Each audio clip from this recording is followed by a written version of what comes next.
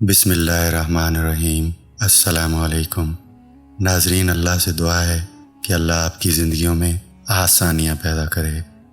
لاکھوں کروڑوں درود و سلام نبی کریم صلی اللہ علیہ وآلہ وسلم کی ذات اقدس پر۔ ناظرین، بڑھتے ہیں آج کے واقعہ کی طرف۔ ایک مرتبہ خراسان کا ایک مشہور دانشور بغداد آیا ہوا تھا۔ ہارون کو بھی اس سے ملاقات کا اشتیاق ہوا۔ اس نے اسے دربار میں بلایا، گرم جوشی سے اس کا خیر مقدم کیا اور بڑی قدر و منزلت کے ساتھ اپنے پاس بٹھایا۔ دانشور اس عزت افزائی پر حولے نہیں سما رہا تھا اور ہارون پر اپنے علم کی دھاک بٹھانے کی کوشش کر رہا تھا کہ اچانک بہلول کہیں سے پھرتا پھراتا دربار میں آ نکلا۔ اس نے سلام کیا۔ ہارون نے اسے بیٹھنے کے لیے کہا۔ دانشور نے اس کا معمولی لباس، بوسیدہ گدڑی اور دھول میں اٹی ہوئی جوتیاں دیکھیں اور قدر حیرت سے بولا، آپ بہت مہربان اور فراخ دل ہیں کہ معمولی لوگوں کو بھی اپنے دربار میں جگہ دیتے ہیں۔ بہلول اپنی جگہ سے اٹھا اور اپنا عصا کھٹکھٹاتا اس کے قریب پہنچا اور بولا، قبلہ گستاخی معاف، آپ اپنے ناقص علم پر کیوں اس قدر مغرور ہیں؟ آپ میری ظاہری حالت کا خیال نہ کیجیے اور میرے ساتھ علمی مباحثہ کرنے کے لیے تیار ہو جائیے تاکہ آپ کو پتہ چل جائے کہ آپ تو کچھ بھی نہیں جانتے۔ دانشور نے اس کی طرف دیکھا اور کہا، میں نے سنا ہے کہ تو پاگل ہے اور میں پاگلوں سے مباحثہ نہیں کیا کرتا۔ میں نے کب کہا کہ میں پاگل نہیں ہوں؟ میں تو اپنے پاگل پن کا خود اقرار کرتا ہوں، مگر آپ ہیں کہ آپ کو اپنی کم علمی کا کچھ پتہ ہی نہیں۔ بہلول نے مزے سے کہا۔ ہارون نے قہر آلود نگاہوں سے بہلول کی طرف دیکھا۔ بہلول، خاموش رہو، تمہیں معلوم نہیں کہ یہ خراسان کے نامور دانشور ہیں، اس لیے تو میں چاہتا ہوں کہ یہ مجھ سے علمی مباحثہ کر لیں۔ بہلول نے اطمینان سے کہا۔ ہارون بھی علمی مباحثوں اور مناظروں کا شائق تھا۔ وہ اس دانشور سے بولا، کیا مذائقہ ہے، تمہیں بہلول کی دعوت قبول کر لینی چاہیے۔ دانشور نے کہا، تو پھر میری ایک شرط ہوگی۔ اجازت ہے، تم جیسی چاہو شرط طے کر لو۔ ہارون نے اجازت دی۔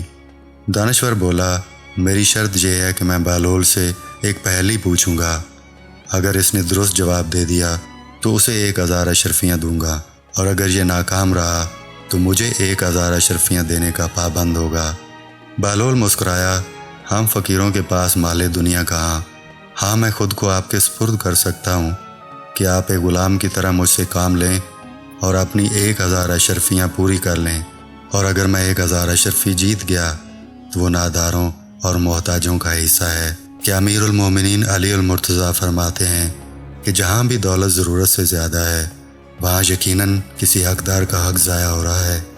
دانشور نے کہا، مجھے منظور ہے، اور کیا تم تیار ہو کہ میرا معمہ حل کر سکو؟ بہلول نے جواب دیا، جی میں بالکل تیار ہوں۔ دانشور نے ہارون کی طرف دیکھا، عالی جا، کیا آپ کی بھی اجازت ہے؟ ہارون نے شانہ انداز میں کہا، ہاں بالکل اجازت ہے۔ دانشور نے اپنا معمہ پیش کیا۔ ایک گھر میں ایک عورت اپنے شرعی شوہر کے ساتھ بیٹھی ہے۔ اسی گھر میں ایک شخص نماز پڑھ رہا ہے اور دوسرا روزے سے ہے۔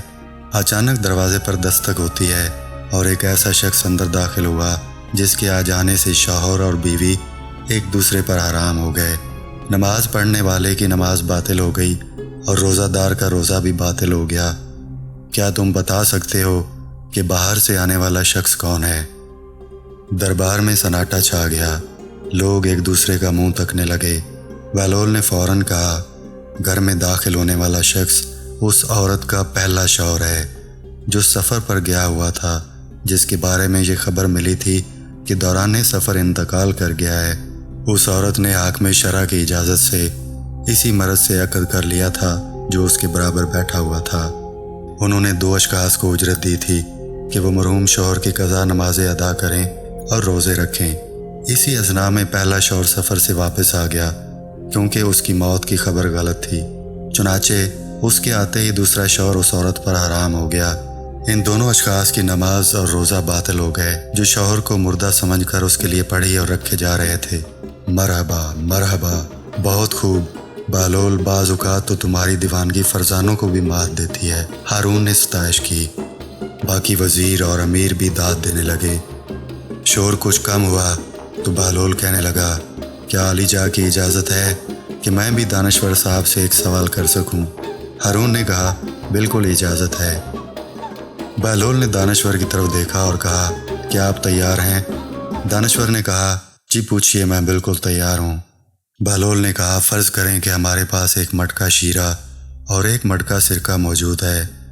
हम उसे स्कंजबीन तैयार करने के लिए एक प्याला सिरका और एक प्याला शीरा मटकों में से निकालते हैं और दोनों को किसी बर्तन में मिला देते हैं। उस वक्त पता चलता है कि उसमें तो एक चूहा मरा पड़ा है। क्या आप बता सकते हैं कि वो मरा हुआ चूहा सिरके के मटके में से था या शीरे के मटके में से था? हारून महजूज हुआ, अहले दरबार भी मुस्कुराए। सबकी निगाहें दानश्वर पर लगी हुई थीं कि वो इस पहेली को किस तरह हल करता है। वो गहरी सोच में गर्क हो गया और बहुत देर तक एक लफ्ज़ भी ना बोल सका। हारून इतना इंतज़ार ना कर सका और बोला, बहलोल ने तुम्हारा मामला हल करने में एक लम्हा भी नहीं लगाया। तुम्हें भी उसके सवाल का जवाब इसी तरह देना चाहिए। दानश्वर नादम सा हो गया, उसकी निगाहें झुक गईं। उसे अपनी कम इल्मी का एतराफ़ करना ही पड़ा। अलीजा, मैं ये मुअम्मा हल नहीं कर सकता। उसकी पेशानी अर्क आलूद थी। हारून ने बहलोल की तरफ देखा। बहलोल, बेहतर यही है कि तुम खुद ही इस पहेली को हल कर दो। बहलोल मुस्कुराया, क्या हज़रत दानश्वर अब भी अपनी नासमझी के कायल हुए हैं या नहीं? दानश्वर बोला, बहलोल, तुमने मुझे एहसास दिलाया है कि इल्म की कोई हद नहीं। किसी की ज़ाहिरी हालत को देखकर उसे कमतर ख्याल नहीं करना चाहिए। बहलोल ने कहा, तो सुनिए जनाब, हमें चाहिए कि उस चूहे को स्कंजबीन से निकाल कर अच्छी तरह धो लें, फिर उसका पेट चाक करें। अगर उसके पेट में सिरका हुआ तो समझें कि वो सिरके के मटके में था। अगर शीरा हुआ तो फिर उसने शीरे में डुबकी लगाकर जान दी है। लिहाजा जो कुछ भी उसके पेट में हुआ उस शय के मटके को ज़ाया कर देना चाहिए। अहले दरबार ये सुनकर आश्चर्य कर उठे। हारून बहुत महजूज हुआ। उसने बहलोल को कहा, आफरीन है बहलोल, आफरीन है। दानश्वर ने सर झुकाया और 1000 अशरफियाँ उसके सामने ढेर कर दी। बहलोल ने तमाम अशरफियाँ समेट कर अपनी झोली में डाली और महल से बाहर निकलते ही उन्हें ज़रूरतमंदों में बांटने लगा। जब वो अपने बसेरे पर पहुंचा तो उसकी झोली खाली थी। नाज़रीन कराम, उम्मीद है ये वाक़या आपको पसंद आया होगा।